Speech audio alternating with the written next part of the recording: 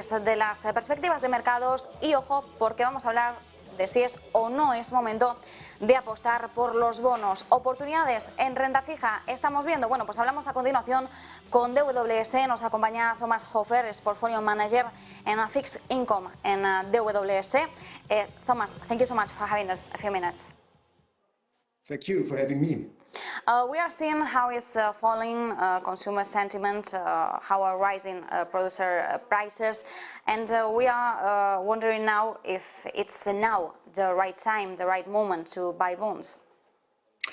Yeah, you see, I mean, the year 2022 was the year of inflation and the year of the energy crisis, a lot of geopolitical headwind.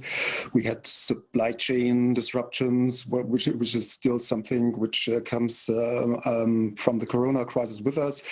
So multiple, let's say, pool of factors who have influenced bond markets.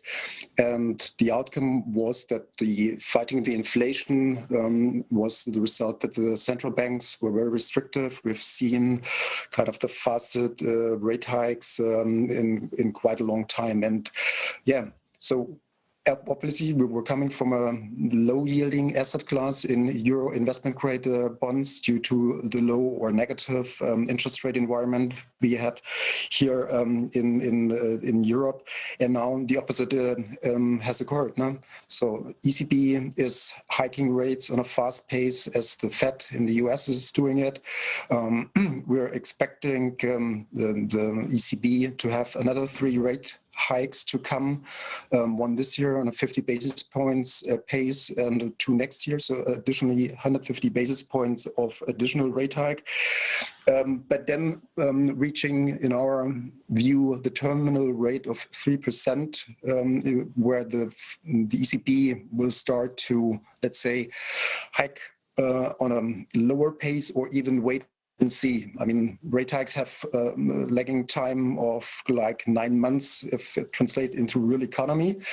But the bond markets have been very fast in anticipating where the terminal rate might be. And the market is already trading close to the highs, we think. No?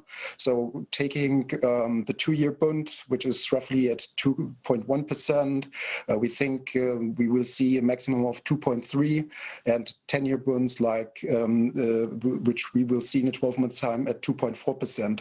So overall, having said that, and putting the credit spread on top, which have widened roughly 100 basis points as well this year, we think it's under all circumstances above 4% for the asset class again, which is more than dividend yield, has become an income asset class and will be or is very attractive.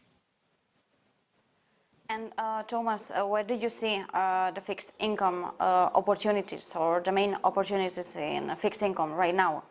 Yeah, so obviously, I mean, there has been a lot of dispersion created during the sell-off. I mean, one of the most loved as sub-asset classes in our market was corporate hybrids, so subordinated bonds from industrial companies. They are yielding now in the area of 6 to 7%, which is very attractive to our view. Then we have one asset class which we do like very much. These are the banks.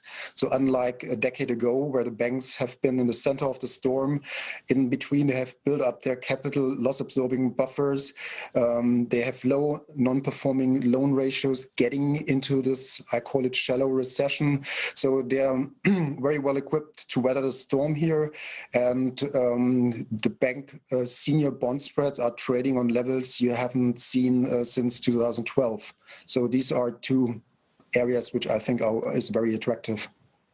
And so far it has been a difficult year for bonds, but should short-term corporate bonds be interesting in the current market environment? Yes, of course. I mean, we saw a double-digit return decline this year, as we have kind of the situations which haven't occurred in history, that the rates return and the credit return both turned negative at the same time. Usually when you have credit spreads widen, there is, let's say, a classical credit cycle downturn ahead of us. So macroeconomic downturn, you're pricing more credit to the more risk to the asset class, but at the same time, instead of having flight to quality, i.e., the risk-free investment would be bonds, you had this huge rate hike and the negative impact on the risk-free rate as well. So, as said, I think that we think that rates are almost there where they should be, peaking in this cycle. And we think from a fundamental point of view, as we are expecting, let's say, a shallow recession with our forecast is 0.3% growth for Europe next year. So this is definitely an environment where corporates, they can deal with the situation. Usually credit spreads are already tightening like 6 months before you really see, let's say, the bad earnings results coming out. So that was what credit did. It anticipated there's a recession to come. That's why credit spread have widened so much, and we think it's all in the price now.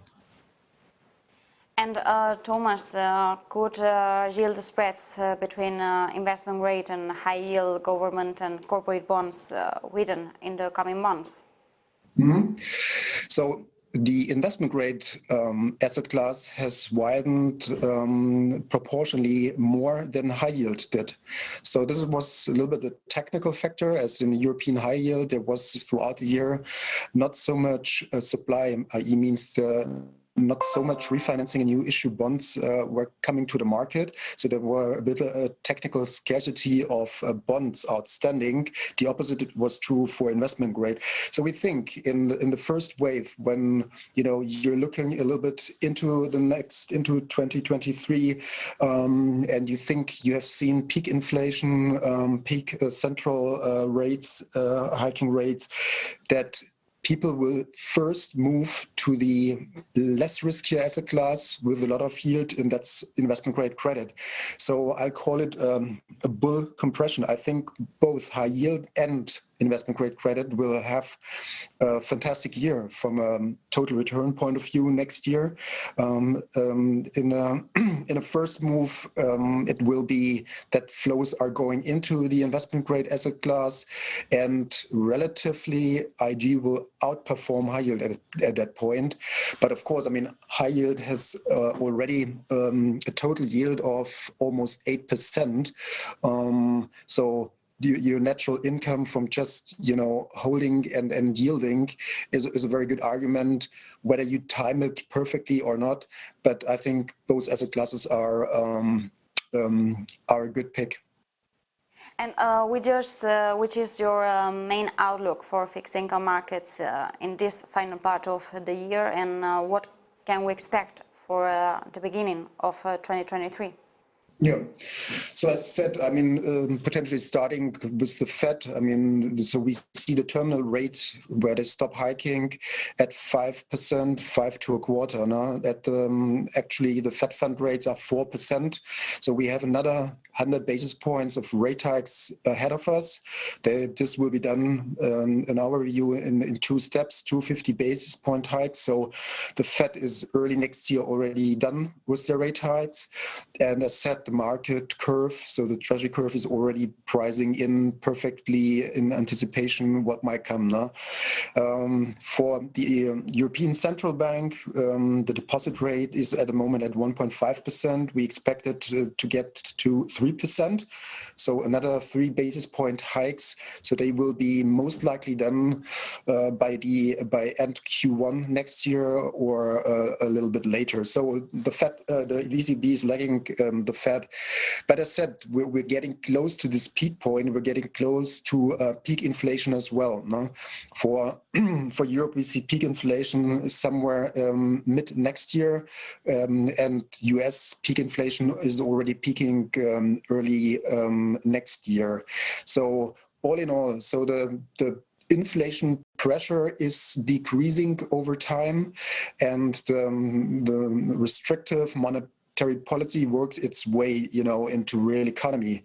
I mean, lending is slowing the housing market down. Real income is affected, by inflation. So consumer spending will decelerate. And all in all, this means that we will see this kind of growth slowdown.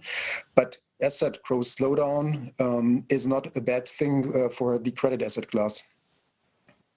Talking about central banks and these actions in interest rate hikes, do you think the interest rate could be close or approaching the peak first in the US, then in Europe?